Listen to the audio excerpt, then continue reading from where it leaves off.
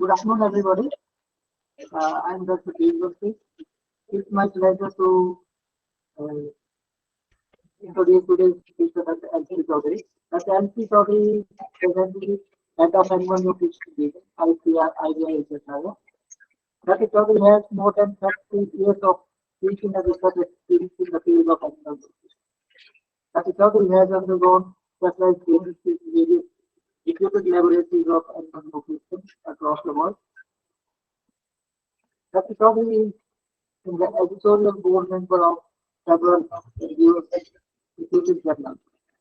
So now I invite Dr. Chaudhary to present his talk. Dr. Chaudhary, please.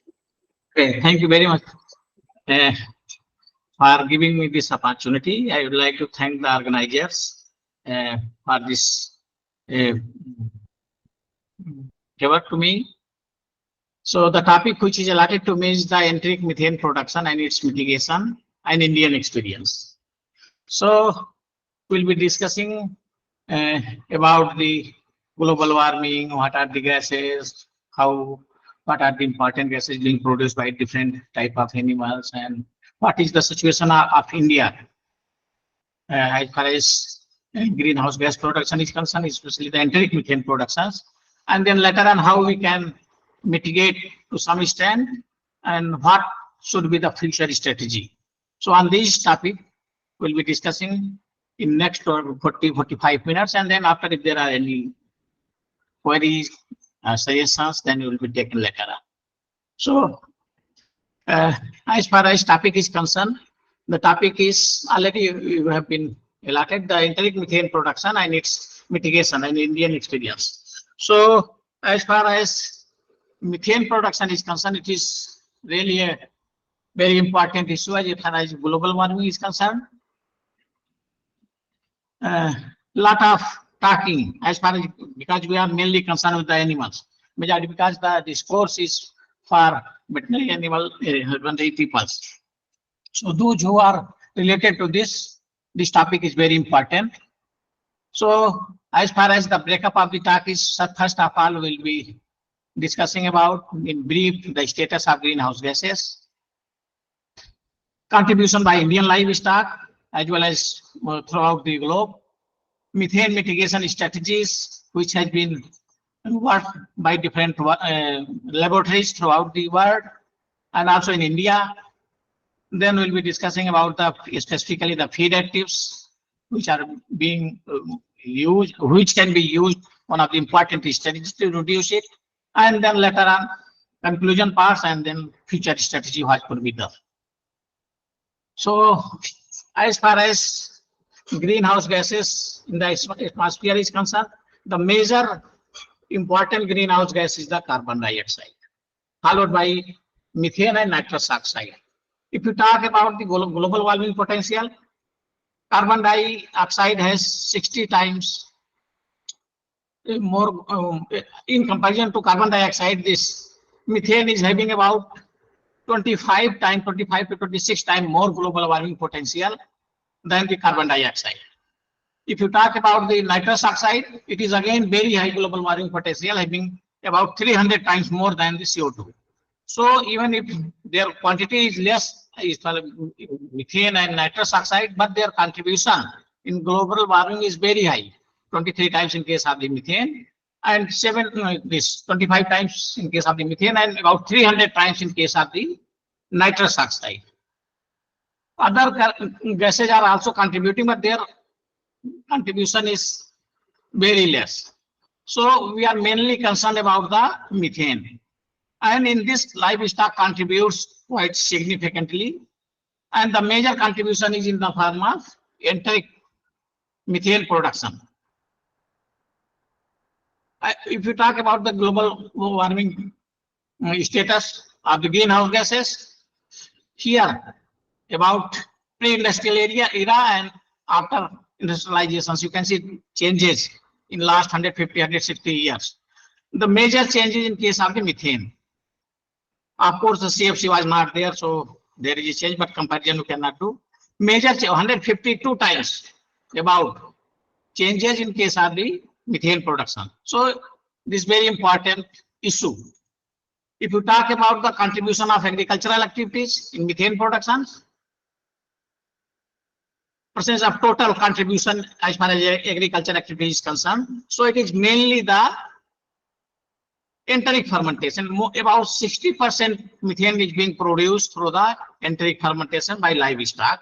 It is the estimate, and followed by rice feed. About 33-34%. This has been revised. Now it is about 35% contribution is through methane, through the rice feed, and other activities contribute very less.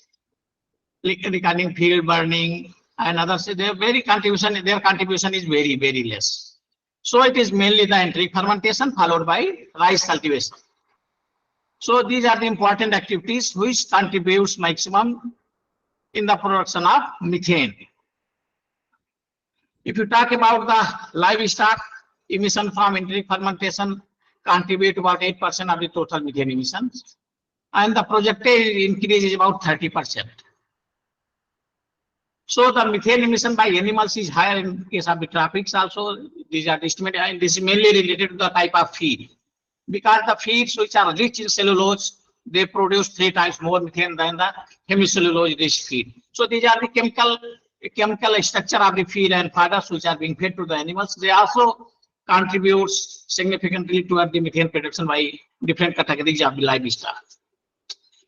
And if you talk about the methane prediction by Indian livestock, there are several estimates. It ranges from 17 to 18 teragram methane per year. But recently, in the this collaborative project by different institutions, NIMP has calculated the methane emission. It ranged around 9.235 teragram per year by our Indian livestock. So the estimates which varies between 7 to 18 per teragram methane per year. Recent estimate says that our livestock produce nearly 9.2 teragram methane per year. It is not very high. Why? Because it will be more clear in the preceding slides, which we'll be discussing later on. If you talk about the contribution of different categories of the livestock, so it is the 2 major livestock, that is the cattle and buffalo, which mainly contributes the about 90% methane is being produced by these 2 important species, domesticated species, which we and our farmers rear. And these are the buffaloes and cattle. About 50% is being produced by the cattle because they are higher number, and about 42% is being produced by buffalo. The contribution of small ruminants like goat, sheep is very less, only about 8%. And other wild animals, their contribution is again negligible. You can say it is less than 1%. So if you talk about the strategies which could be used in reducing the methane production, so we have to target the large ruminants, that is the cattle and buffalo, because of their bigger size, their high number, and also they consume lot of feed, because feed is being consumption of feed is related to the body weight of the animals. So these animals are very big in comparison to other animals, and in that way their contribution, their intake of the feed is more. And if you talk about the quantity of the methane produced by different categories of the animals, so it is like nutshell, you can say if any animal is consuming more feed, it will produce more methane. So that is why the contribution of buffalo and cattle is very high. More than 90% of the methane production which is being produced in our country is being contributed by these 2 important species. The contribution of other species is very less than 10% in sea, boat, and all the wild animals they contribute. If you talk about the CO2 emissions from fossil fuel use and also in cement production, here the rank of the countries are given 1 to 10, and these are the name of the countries in second column. And share in global emission is given in the third column. You can see in the fourth column here, India ranks between, if you ranks between countries, ranks between in between 5th rank. But the CO2 emission ton per capita is very, very less. It is less around 1. And it is very, very less in comparison to many small countries. So it is the way of the expressions of the CHG. Because this suits us, if we express in per capita, it is very less. Though we are ranked in 5th, but our contribution is very, very less. It is 1.5. But there are many countries like Iran, Mexico, Korea, Japan. They produce very high if you compare on this basis of the per capita or per human being. So if you express the contribution of the CSG in India, it is far, far less than the many even underdeveloped countries. What to call about the developing country, developed nations? Their contribution is very, very high. So it is the way of the expression by which we can put our case very strongly among the policymakers or sometimes at international forum also. Here the trend and projections of total enteric methane emission is given in this figure, and it is the estimates given by Patra. Though data is very old, 2013, but it is still pertinent because here our situation is not yet a world trend and world predicted. India trend and India prediction. So you can see we are in very, very far, far better conditions than the world as well as trend along with the prediction both. So our situation is much, much better than the many other countries, or if you see the world average. But again, I will caution that we should not be strict only on this. We have to make a strategy. We have to clear the device. We should make certain procedures by which we are able to reduce the methane in our livestock. We should. This is the very unique animal, buffalo, and this animal can thrive upon only because of the microbial population present in the rumen. If you talk about an adult animal which is having about 400 kg body weight, it will eat feed around 10 kg. And this 10 kg feed, when fermented or digested in the rumen, very high quantity, more than 3 kg volatile fatty acids is being produced every day. Not only the volatile fatty acids, carbon dioxide, 250 liter or more than that carbon dioxide gas is also being produced, and this gas is being released in the environment. Not only the CO2, but another important gas, hydrogen. About 300 liter hydrogen is also being produced when 10 kg feed is fermented in the rumen. This quantity varies. Less feed is taken by the animal, the values will be less. But the hydrogen, 300 to 400 liter per day hydrogen which are being produced in the rumen, this reducing power has to be released from the rumen. Otherwise, fermentation of the rumen fermentation or fermentation of the feed will stop.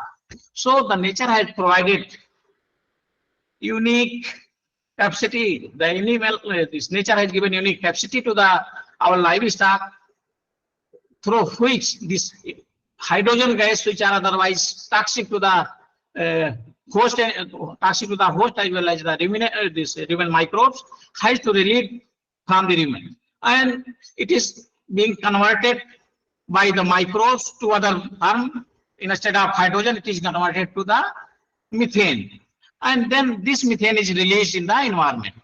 So the hydrogen, this reducing power has to be removed from the rumen, and nature has provided the easiest way in the form of methane. So if we want to, our livestock should live, our cattle, buffalo, sheep, goat, or ruminants, live, this hydrogen gas has to be removed. So the nature has provided in the form of methane, this CO2 is converted, is reduced to the hydrogen, and methane is being produced, and this methane is being released in the environment. So there are several strategies has been worked out to reduce the methane productions. This methane production, why it has to be reduced? Because it is harming two ways. One is it will vary 10 to about 10 to 12% of the gross energy being wasted in the form of methane. And secondly, this methane is a potent greenhouse gas because enteric fermentation contributes more than about 20-23% of the CHG emissions in the overall. So this methane is harming two way. One, about 10% of the energy. If animal is taking 10 kg, 1 kg is being wasted in the form of methane gas. Secondly, this is also harming the environment because it is polluting the environment. So lot of research, lot of funding agencies have diverted their fund towards reducing this hydrogen, this CO2, this methane gas in the from the ruminants. So lot of fund has been diverted and very lead has been also taken. Several products has been invented, and we'll be discussing about few of them later in preceding slides. So this reduction of the methane is important on two way. One, it saves the energy, about 10% energy, and also it environment is not reduced. Methane is being not poured out in the environment. And thirdly, if this energy is being utilized by the animals, we may get more animal product in the form of meat or in the form of milk. So that is why a lot of emphasis has been given in reduction of the methane production. Principles of methane reduction is the, so now we know that hydrogen and CO2 are the very important two things in production of the methane in the rumen.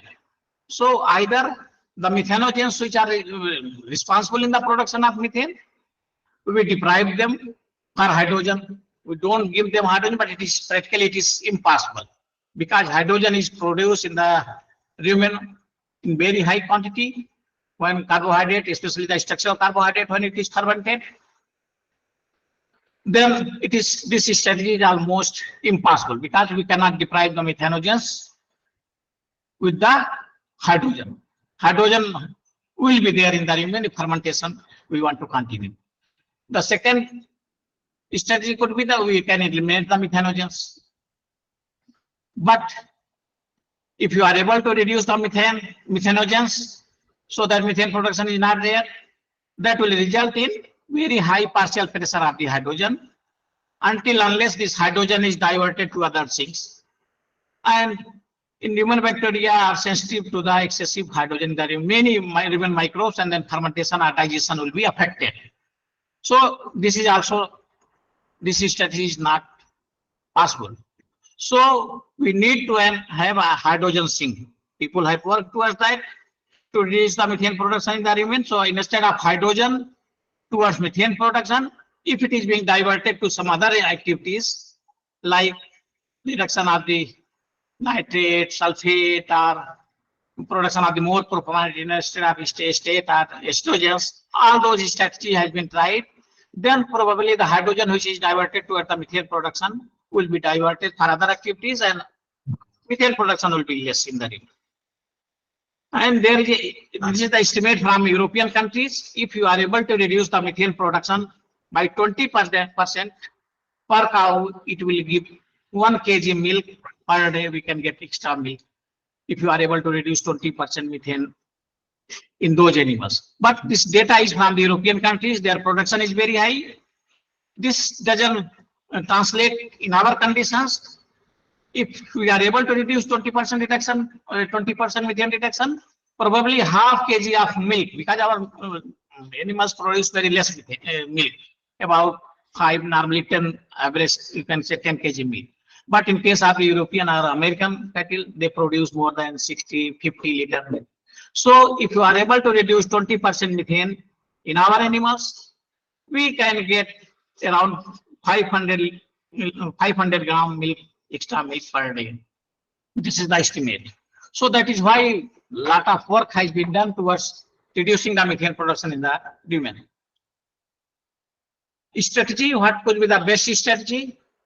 Lot of work has been done in India, by different laboratory like NDRI, our IBRI, NINP, and several other universities, they are working on this aspect. And it has been worked out that the balanced feeding is the easiest way to get the reduced methane production by animals. But problem here lies because the feed and fodder which we are feeding to our animals, our livestock owners are feeding, it's not balanced. Whatever feed we get, sometimes we get more starch, more less digestible feed, or we feed very less concentrate. So if you are able to provide the balanced diet to our animals, methane production will certainly be reduced. And this is the easiest way. But feed has to be given in balanced quantity. If we are feeding, because it is now being established that if roughage diet is given to the animals, more methane production will be there. If you are providing the concentrate rich diet or balanced diet, methane production per unit of the product will be less. And there are other strategies also reducing the number of less producing animals. This is not also possible in our country because of the several social and other regions. Replacing low producing animal livestock with high producers is also very not possible at one time. It may be gradually it can be taken up. Inhibiting the ciliate protozoa because there is a symbiotic relationship between protozoa and methanogens. The hydrogen being produced is being taken up by the protozoa, this methanogens.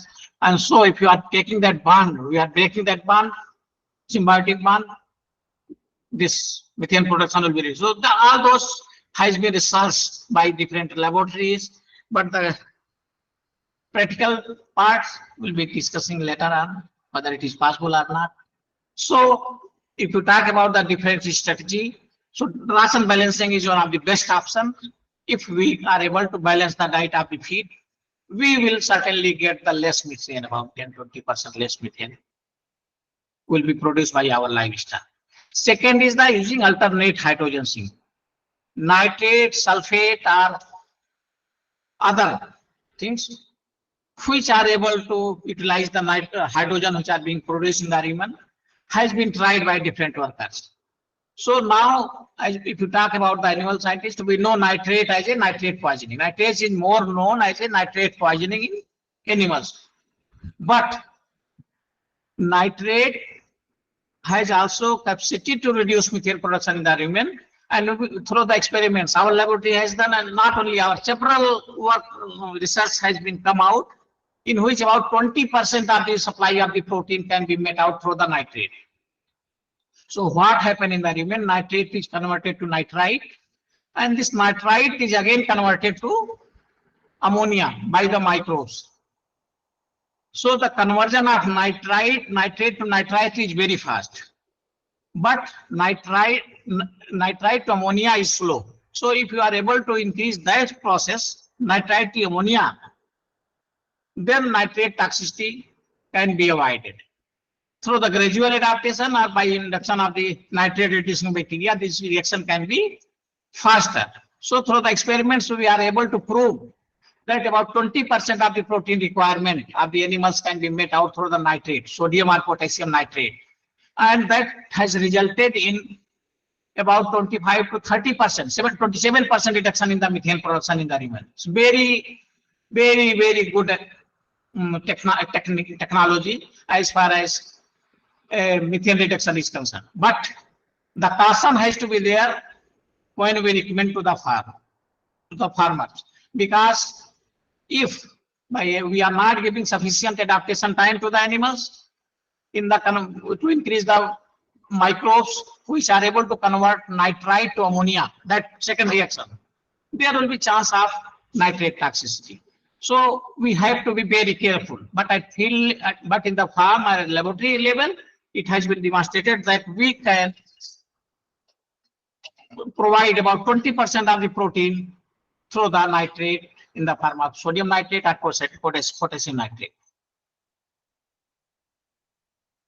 And this is the results of the one of experiment done by our one of the PhD student long back in 2013.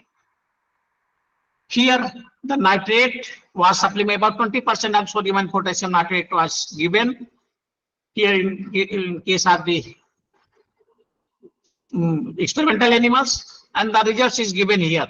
The nitrate, when nitrate was given, it has been shown with the blue bar, and nitrate plus nitrate reducing bacteria has been shown with the yellow bar. So this is the percent. The results of methane production is in the form of percent reduction. So you can see here about 22%, about 20%, will using from 15 to 22% reduction in the methane production, liter per day, liter per kg per unit of the dry matter intake, and liter per kg digestible dry matter intake. Because it is the requirement that methane always has to be expressed in relation to anything. Either it has to be in relation to product, relation to per animal, or in relation to per unit of the feed intake. So we found that there was significant reduction, about 22% reduction in the methane production. We found when the nitrate was supplemented to the buffalo cows, and we didn't find any toxicity symptoms in the animal. This experiment was done more than 4 months. Another hydrogen sink is the sulfur. The sulfur is now a basic part of the diet. So in the rumen, sulfate reducing bacteria are present, and they have more affinity in relation to methanogens. They are more potent as far as hydrogen utilization is concerned. So because energetically they are more efficient as far as methane reduction is, this hydrogen utilization is concerned, than the methanogens. So here we use the sulfur, 0.4% of the sulfur total diet, because normally 0.2% sulfur is there in normal diet, and maximum sulfur we can provide up to 0.4%, not beyond that. If you provide the sulfur in the diet beyond 0.4% in the total ration, it will be toxic to the animals. So we did the experiment in which we given the sulfur, and here in this only 0.15% of the sulfur was control diet was given. In treatment 2, sulfur was added up to 0.16% extra, there 0.21, and here in third it was 0.35, double the sulfur level was there. And we did the experiment in buffalo cows, and we found that there was significant reduction in the methane production, about 27% in this experiment. And we did not found any effect when the sulfate reducing bacteria was also given. So probably that their sulfate reducing bacteria number got sufficient time to proliferate in the rumen, and in the results, methane production was reduced by 27% with this experiment. Another important feed additives which has been tried by different researchers is the plant secondary metabolites. Everybody knows who are concerned with the animal science, they know plant secondary metabolites are present in the plants. They are the tannins, saponins, and essential. And 3 major groups of the plant secondary metabolites which has been tried by different workers. So what we expect from them? These plant secondary metabolites which are being used to inhibit the methane production in the rumen, it must inhibit the methane production by inhibiting the growth of the protozoa. Normally, it is through the reduction in the protozoal number, or and also it should not inhibit the fiber degradation if it is not able to improve. So all those care has to be taken.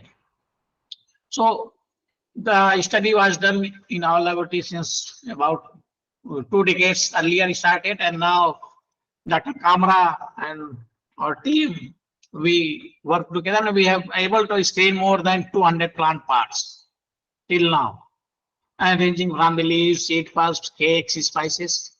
They are, and out of those, the results are given here. We'll provide the slides. If anybody is interested, they can read. There was reduction in the methane production. About more than 50 plants we found where more than 25% reduction in the methane production was there with these plants. Their common name, their scientific name is given, and their reduction in the protozoal number is given. There was, in most of the cases, there was reduction in the protozoal number. So this is a big list, more than 200 plants, but out of those about 50 plants and their products we found there was significant reduction in the methane production under in vitro conditions.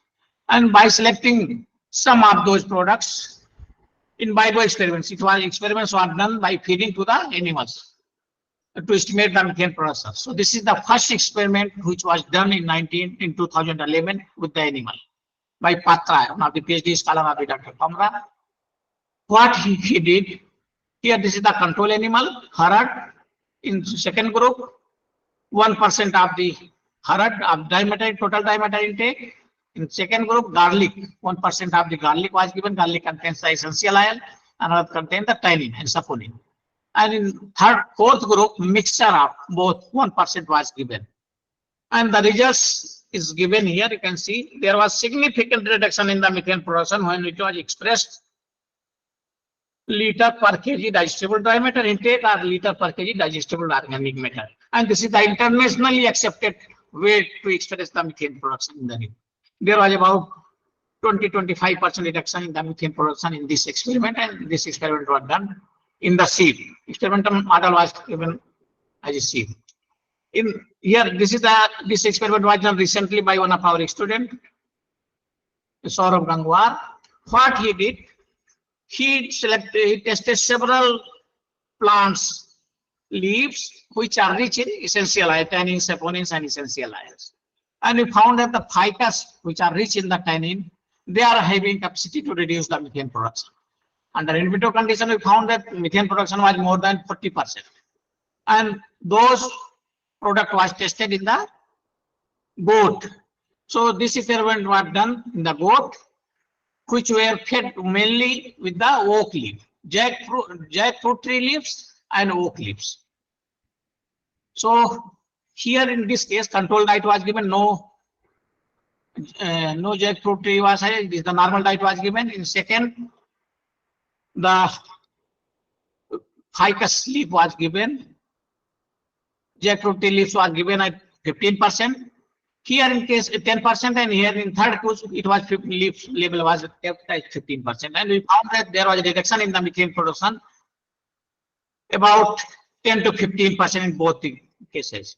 So from this experiment to draw the conclusion that if we are able to provide the normal diet of the animals, which are not otherwise animal consume instead, like the ficus tree leaves or leaves rich in tannin, saponins, essential oil, 10 to 15% in their diet, methane production by those animals will be reduced. This is the practically it can be done at the farmers level also, because already our farmers are feeding the tree leaves which are rich in plant secondary metabolites, tannin, saponins, and also essential oils. So by including 10 to 15% of these tree leaves which are rich in this plant secondary metabolites can reduce the methane production in the animals. Another experiment which was done, this is a very typical experiment which we did by mode of supplementation of these products. This is the product anti-methane. Already it has been patented, and already we are in process of commercialization. The tree farmers contacted us. So here what we did, in other experiments we are providing the feed additives daily to the animal. We wanted to know if you are not able to feeding the additives daily, if you are able to feed the additives 1 day, 2 day, every second day or every third day, what will be the results in methane production? So to prove that hypothesis, we did the experiments. Here in group 1, we provided the feed additives daily. And in group 2, every second day additives were given, 2%. In case of the group 3, same additives every third day was given. Hello, थोड़ी देर बाद अभी lecture ले रहा हूँ, आप बोल रहे हैं, थोड़ी देर बाद बात कर लेंगे हम. In third group, the quantity of the additive was same, 1%. In case of the group 1, it was given daily. In group 2, 2% was given every second day.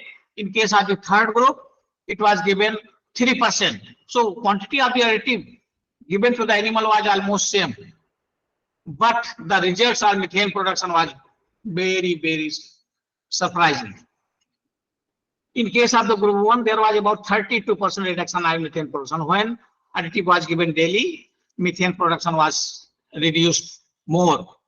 In case of the group 2, where every second day, again it was less, but it was somewhat parallel to 20%. And in case of the group 3, where 3% of the additive was given, methane reduction was very, very less, only 8%. So from this experiment, so concluded that if you talk about the anti-methanogenic compounds, which has to be given to the animals, that has to be given daily. Then only we can get the beneficial response as far as methane production is concerned. We also did this some experiment to prove what is going on in the rumen. When we feed the methanogenic additive, anti-methanogenic compounds, what is going on in the rumen? So this experiment was done by one of the PhD students in 2017, David Kumar, this Avinash Kumar. Here two types of high concentrate and high roughage diet was given. And in these two, this, as I talked, sodium and potassium sulfate, this additive was given. And the results is summarized here as far as methane production is concerned. There was significant reduction in the methane production ranging from 18 to 20%, 30%, 28 to 18%. It is a way of the expression, different way of the expression is there. And then we collected the human liquor and did the real-time PCR experiments study, and we counted the protozoa. We found that there was some microbial population was increased, some was decreased, but not any definite trend we could found. And also we did the metatranscriptomic level we prepared, and at domain level we could not found any change in control as well as in treatment group where the additive was given on both two types. And also as the phylum level also not any significant change with of additive or type we could found. And also at genus level of the microbial population, we could not find any significant change. It was almost similar in all the type. But when the data were calculated on the quasi carbon utilizing carbon binding module enzymes, we found very different results in additive head group and then in control groups. So the two major group we found, CBM and GH. These two family of quasi enzymes was very, very big. And when it was further analyzed, we found that the key cellulitic bacteria, which Pneumococcus flavifaciens and Fibrobacter succinogens and Prevotella, their contribution in GH family was very, very less. You can see here, less than 5%.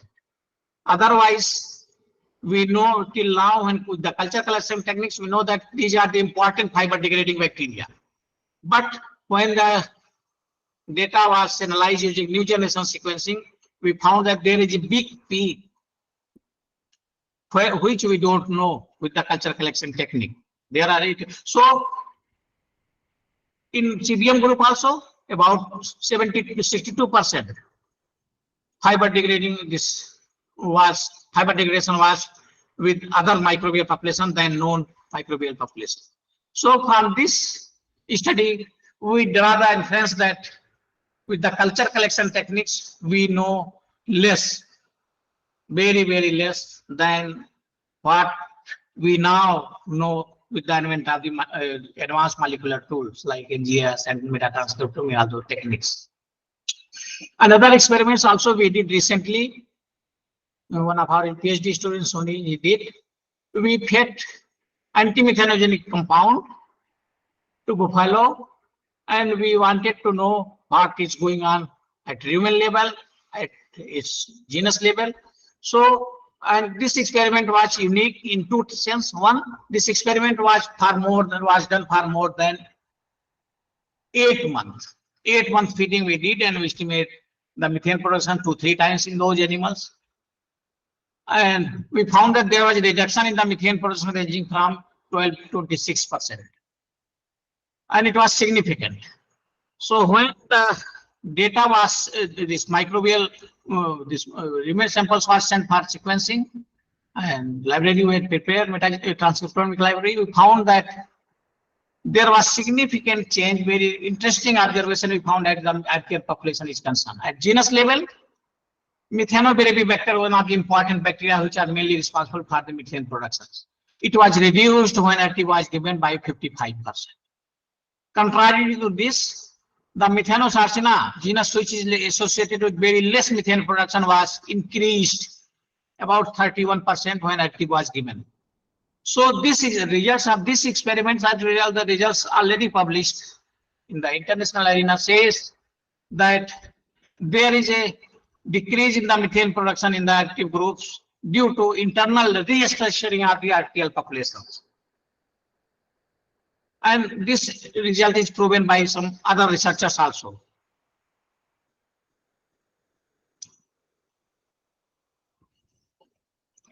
So the criteria for selection of methane mitigants, which criteria has to be more suited to our conditions, is given here, summarized here.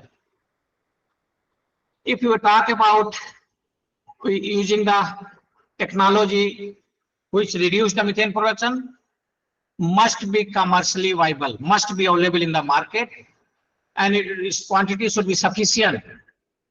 Then only it will be used.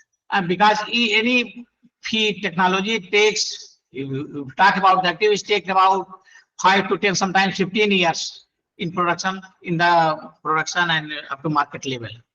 Must have profitable effect on animal production. In majority of the cases where methane producing agents, methane reducing agents has been used, sometimes the amount of the energy which is being saved in the form of methane is not sufficient enough to be reflected in the production performance. So in majority of the cases where methane production is being reduced by using antimethanogenic compounds, in all the experiments, there is not positive response as far as production parameter is concerned. So that is another important criteria, another important point which has to be taken into consideration. And the third one is the must reduce methane per unit of the feed intake. Because this is required. If you, because this is the thumb rule, if more organic matter will be taken by the animal, it will ferment more and more methane will be produced. So if you want to relate the methane production, it must be related per unit of the other feed intake. It must be expressed in the in relation to digestible dry matter intake, or in relation to feed intake, or in relation to produced either milk or meat. Then only this will be acceptable by international arena. And it should be win-win strategy for both livestock owners as well as the industry. Then only, if somebody is, if only one is benefited, it cannot be adopted by the farmers. So to summarize our talks, the antimethanogenic additives have potential in modulation of human fermentation to reduce enteric methane production. Lot of product now we know which have capacity, which have potential to be used as the antimethanogenic compounds. It has been proven that they are definitely reducing the methane production when given to the animal. With the advent of the advanced molecular tools like NGS, metatranscriptomic, and genomics, the knowledge on human microbial ecology is now coming up, and we are more knowledgeable than we were knowing about 10-15 years earlier. Very narrow gaps are in positive and negative role of the many plant secondary metabolites which are being used as feed active. So care has to be taken that the quantity or the dose of the plant secondary metabolites which are being used as a feed active should be in positive side. It should not be a negative side. If it is more, there is a chance that feed digestibility, feed intake will be reduced if dose is more, and ultimately instead of reducing the methane production, it will be helping the production performance of the animal as well as. Another important aspect is the quality of the animal product. We don't know whether the quality of the animal product in which methanogenic compound has been given or methane production is reduced, whether the product of those animal is changed or not. Quality of the livestock product in which antimethanogenic compounds is given, whether it is being changed or not, because hydrogen which are being diverted for methane production has been diverted some other body function. So we don't know whether the fatty acid profile of the animal is changed or not. So research are required in that aspects also. So what should be done? Though we know several antimethanogenic products which have definite role in the reduction of the methane production, but cost and availability and its dose, all those things are coming in the way in using at field level. Effect of human microbial community, especially the methanogen structure, should be explored in depth. Not much experiments are available, but it needs another to give the conclusive results whether methane is reduction is for any definite region or not. Long-term feeding trials, as I said, most of the experiments which are done on antimethanogenic compounds are for short durations. Not all, but majority of the experiments are for 2-month, 3-month feeding has been done, and they, on that basis they explore that it has capacity to reduce. Whether it has been, it is having any effect on animal performance or long-term animal get adapted, all microbial populations get adapted, all those things need to be answered. And quality of the animal products also, that is important parts. So what needs to be done? Facility for estimation of the methane production is very less. There are not many laboratories which have facility to estimate the methane production in the animal in vivo conditions. So this facility has to be created on pan-India basis. Effect on human microbe due to the climate change, what is going on, because now everybody says that climate change are there, whether microbial populations are affected or not, that needs to be answered. Any adverse effect of, if any, on climate change on human microbiota, which may result in poor animal performance, can be rectified. So effect of climate on human microbial populations are required. There is a need to put up the Indian case of less methane production on different international forum loudly. If you express our result on basis of the per capita, as I said in our beginning of the slides, if you express our case on per capita methane production, we are far below than many other even developing or less developed nations. So needs to evolve a package of practices for eco-friendly livestock production, which should be win-win situation for livestock owner as well as the key leadership. Then only the technology which are we are having on methane reduction will be utilized by field level.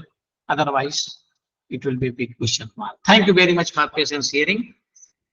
Now, this is all from my side. Now, presentation is open for suggestion, questions, criticism, whatever. If you have any point, most welcome. Thank you. If you have any questions, please ask, sir.